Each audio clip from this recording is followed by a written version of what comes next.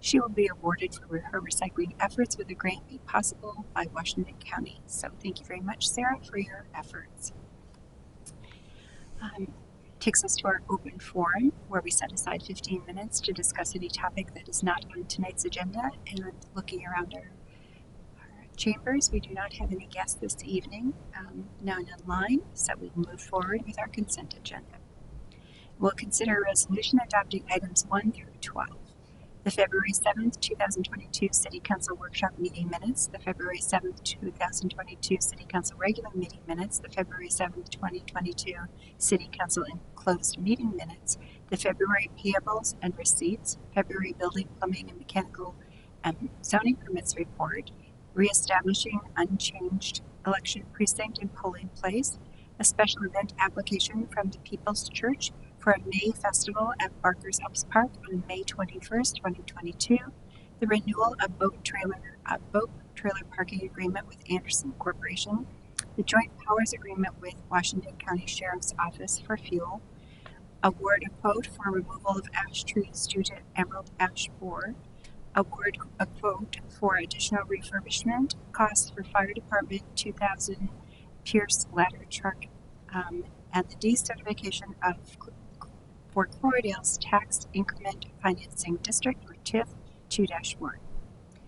Any questions or comments on tonight's approval or consent agenda? Would anyone like to make a motion to approve? I make a motion to approve. Thank you, Michelle. Is there a second? I'll second it. Thank you, Connie. Roll call, please. Councilor Hanson? Aye. Councilor Carlson? Aye. Mayor Sanders? Aye. As all. We do not have a public hearing this evening, and we do not have any unfinished business, and we do not have any new business. So that takes us to our City Council Liaison reports, and I'll start with you, Connie. Well, this library board actually had met this what day was it last week? Wednesday? I don't remember. Well, we met last week with the building committee advisory, and the thing right now, we're waiting to decide if they're going to continue to keep the library open while the remodeling is going on, or if they're going to find an alternative. And I believe Jill is going to maybe meet with Adam tomorrow or this week sometime about it. Okay. Oh, good. Yeah. And I talked to Jill today, and she's really excited because she's starting some programs, and her April 15th writing class program is full already. So she was very excited. And then they're going to start in-person story time again on April 5th and see how that goes. She's hoping it'll, revamp. And then they're asking people that come in if they would wear masks, but they're not requiring masks anymore. So they're recommending them, I guess is how I should say it. And then we meet next Tuesday at 6 o'clock. And that's about all I have to report. Great. Thank you. Michelle, over to you. Planning Commission did not meet, and neither did the Anderson Advisory Council, but I should give just a brief update from the Bayport Community Action League and the Centennial. We did talk quite a bit about it at the last meeting, just kind of brainstorming and trying to figure out if we want to do something big or probably leaning towards just with the manpower that we have, adding some things to the Derby Day celebration. Like I am researching, for example, a Centennial specific medallion that we can hide instead of the regular medallion. And I'm not exactly sure what else yet, but we're going to be meeting again on Thursday. So if you want to be in on that conversation, come to the Legion at 6 o'clock Thursday. On Thursday. All right. Great. Thank you. I was unable due to work to attend the Lake Elmo Airport Advisory, but Adam kindly went in my stead. So would you want to report on that? Sure, Madam Mayor. I attended it back on February 23rd, and the Airport Commission, the MAC, Metropolitan Airport Commission, as part of their meeting, they gave the new commission member orientation that they give for their new commission members to the advisory group. And it really focused on background and overview of not just aviation in general, but the MAC system. They currently operate 7 airports, 6 regional, and then the metropolitan or Minneapolis major airport. They talked about their website, the online resources they have, their complaint/customer feedback tracker. One interesting thing for the a little note for the Lake Elmo Airport is that they only had 1.6% of all the complaints in the whole MAC system in 2021. And I also learned that 40 of the 44 complaints, there were only, I think those came from 4 households. And then the year before, there were 3 households for about 20 complaints. So the complaints are very low, generally speaking, in relation to the other airports in the system, which is a good thing for the residents that are near there. The meeting was good. They really, just like I said, gave an overview of the commission and aviation and airports, how airports function, specifically how Lake Elmo Airport functions. They had their manager from the airport speak to that as well. The next meeting is May 25th. I will plan to be there. All right. Well, then I think that takes us to our staff updates. Over to you. Both the police and fire chief I gave them the night off because of the small meeting. So I will present their reports very quickly. Fire calls are increasing. They're already up since last year. Chief Eisinger said that we're at about over 150 calls. I know his report had 138 on the 22nd when it was written. We're over 150 for the year. He's tracking. There's fire relief legislation at the state level that they're tracking, and he is attending the township meetings tomorrow evening, both Baytown and West Lakeland, to give them updates on the fire department. Chief Eastman, they have a job posted, a job opening for the additional full-time officer that goes through March 14th. So if there is anybody who knows of anybody interested in applying, or if you are interested in applying, go to the city website. That job is on there, listed a couple different ways to get there once you get to the website. Their total incidents for the year, just this year so far, is 1,206. They check out their Facebook postings. They have some good information on there, and that is it. Next, I will call on Public Works Director Klein, who decided How come to he didn't get the night off? How come you made Matt? He was This would have been offered. the meeting that the other 2 would have wanted to come to. Yeah, I know. That's what I want. He's waiting for the next meeting. Matt is one of our. Not that any of the other department heads are less hardworking, but Matt. Yeah. Madam Mayor, members of the council, obviously spring has started at least somewhat, and with that comes a lot of water on the city streets. And so we've been busy clearing drains and making sure that water is flowing. And we have run into a couple of incidents where even at this last snowfall, the residents had piled huge amounts of water, snow at the end of their driveways, and it was actually causing water to run into their yard and in one instant flood their yard. So please watch where you pile snow so it's not interfering with the street flow. The ice rinks have obviously closed for the year also. It's likely that it was one of our best years. There was no January thaw, and so that helped a lot. And the amount of time for skating probably was January 1st, I think we opened them, to only like about a week ago that we closed them. So just a couple of other things for the big projects. The box culvert replacement project, which was supposed to happen in fall, has obviously been delayed till now. Hopefully that will get in the spring here. And then also the booster station project, it seems like everything's getting delayed with not being able to acquire materials and stuff. So that's highly likely that it won't get installed until the fall, which just means we have to put conservation efforts into place if it's as bad as last year again. So The MS4 audit, it went well. There are some ordinances that we need changing, some slight changes, but nothing big. And then the final one would be the ash tree removal.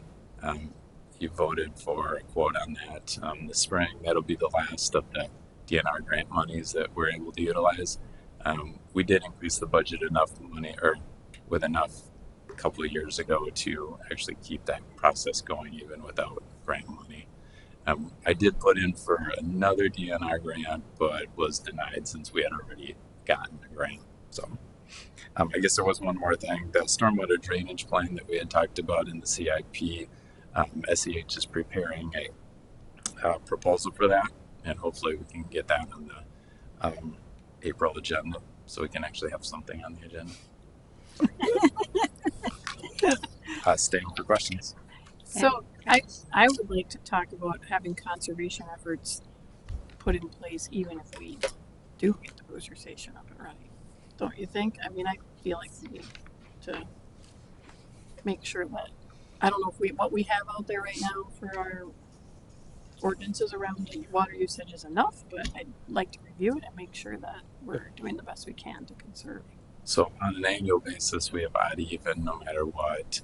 And I try every year, well, actually not try, but for the last 2 or 3 years, sent a letter to all the HOAs, Baytown or the Miller Farms HOA, Audubon, and then Inspiration, so that they can email their whoever they have emails for, send out that letter.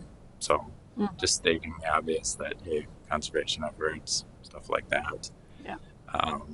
We'll probably, with the rate study, whenever we get that done, look into the possibility of maybe a higher tier for higher users. That doesn't always work, but it would be somewhat of a deterrent, I would think. Yeah, those kinds of things would be great to start looking at. At least it would be bringing in, because there's added expenses when Correct. Even I if just use more. So. Yes. Yep. Yeah. Okay. Any other questions? All right. Thank you very much. Over to you. One thing that Matt reminded me, his report reminded me of, I did speak to Fire Chief Eisinger today, and they're looking at the delay in acquiring their types of vehicles, fire vehicles, on the, it wasn't scheduled for this year, but for 2023, the Rescue 2 truck is on the list, and they're already saying that they're looking that even if it's ordered now, they may not get it till later next year. So that might be something that we look at ordering sooner than later, because it's taking that long. So just it reminded me when Matt mentioned that aspect to the supply chain shortages. Next, Assistant Administrator Taylor. Madam Mayor, members of the council, we had a workshop earlier this evening to review draft updates to the city's personnel policy. Based on direction at that workshop, staff will prepare a final copy for consideration at the April City Council meeting. Efforts to manage, organize, and convert city records to electronic files continues. Destruction of the backlog of utility and finance paper files has been completed. In the coming weeks, I'll be working with the city's building inspection firm to begin converting large sets of commercial building plans from paper to electronic files using their large format scanners. So that'll free up a lot of storage space in the basement and just be easier to access those files in the future. New home construction in the Villas of Inspiration has been steady over the winter months. Of the 24 lots to be built on in this phase of the development, only 9 of those remain. So wow. I'm also in the process of updating existing or developing new building and zoning forms in the preparation for the upcoming construction season. These efforts should help assist our front office support specialist with fielding general questions. She's new to the position. And assist property owners and contractors with better understanding general guidelines and permit regulations when they submit those applications. So other than that, I stand for questions. Any other questions for Sarah? Do you need help with getting those paper documents into electronic form? Because I would be happy to come in and help. Oh, thank you for the offer. Specifically the building construction plans, they're large plan sets. So there's a See, special send it scanner out. that you have to feed, and that's why I'm working with Minspec because they have that equipment Gotcha. and they use it on a regular basis. So we're still figuring out the details of how that's going to work. Some of that might be covered under our existing contract with them for staff time. It depends. We're working out the details and figuring out how that's all the logistics of that. But so thank you for the offer, but we don't even have the equipment here in house Okay. to help. But All right. thank you. Yeah. If you have other things, let me know. Okay, thanks. That's all. Great. Newsletter. I bet I have an article due pretty soon. Yes. We discussed it today. Okay.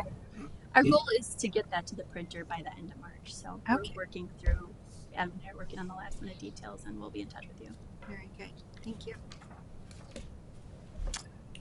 That leaves me. Couple items. We already discussed the airport commission meeting that I went to.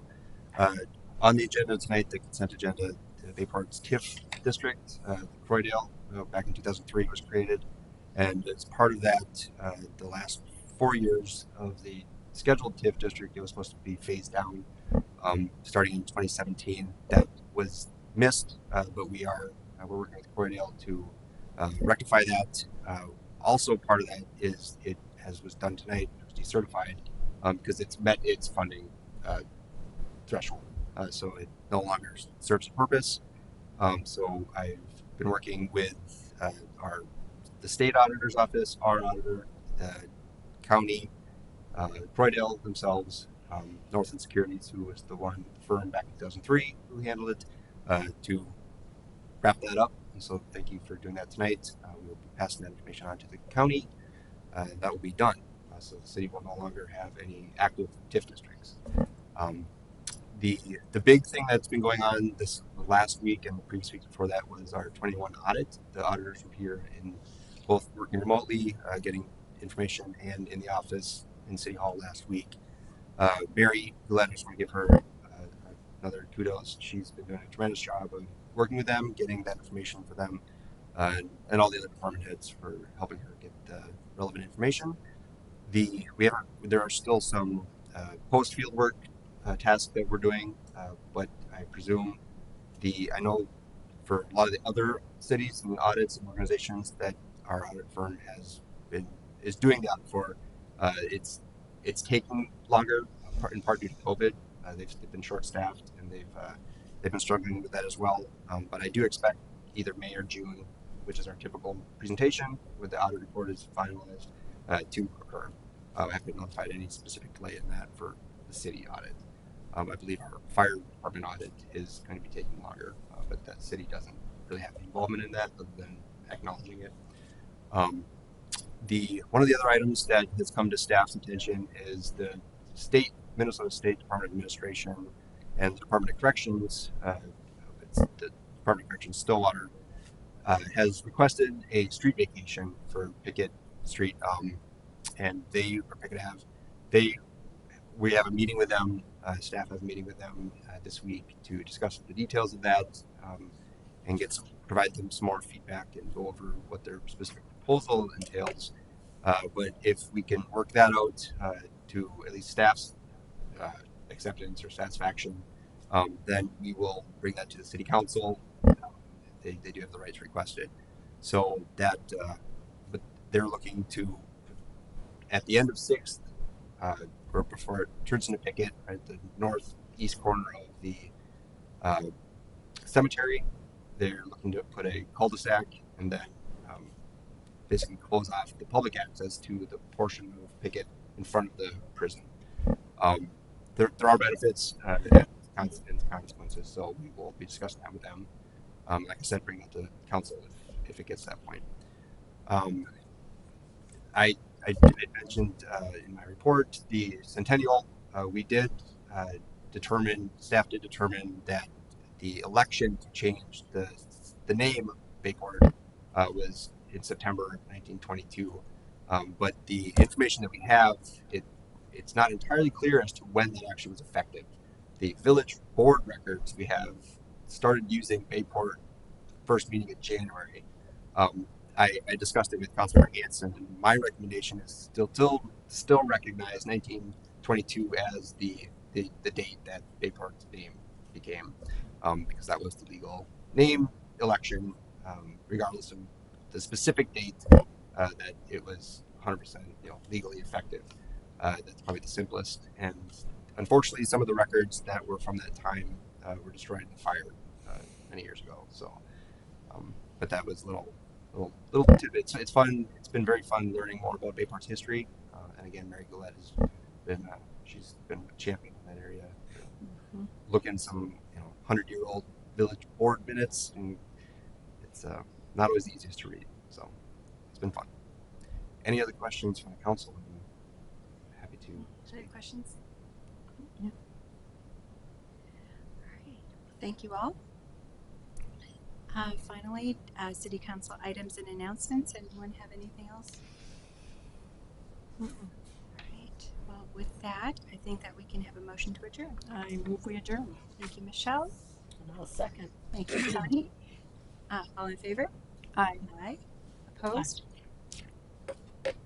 Meeting adjourned. All right. Put that on your Facebook feed, Adam. 6:26.